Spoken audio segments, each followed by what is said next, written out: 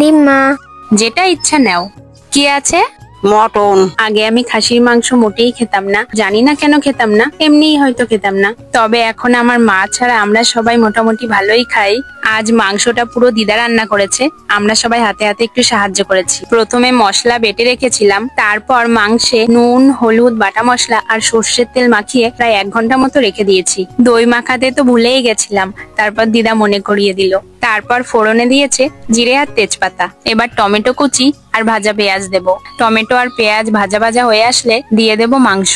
দিদা অনেকক্ষণ ধরে একা একা রান্না করছে, তাই আমি একটু নাড়াচাড়া করতে এসেছি। মাংসগুলো আগে থেকে সেদ্ধ করে নিইনি, তাই একটু সময় নিয়ে কষাতে থাকবো। পেঁয়াজ টমেটো গুলো নরম হয়ে আসলে দিয়ে দেবো একটু জল। মাংসের আলু আমি খুব ভালো খাই, কিন্তু দিদার আজকে আলু দিতেই মনে নেই।